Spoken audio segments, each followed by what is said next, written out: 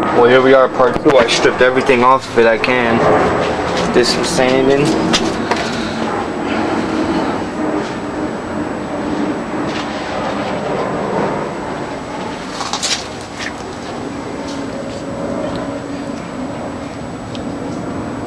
Took out the motor.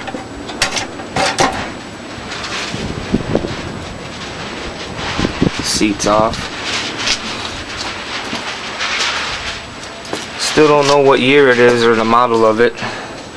So if anybody out there knows, let me know.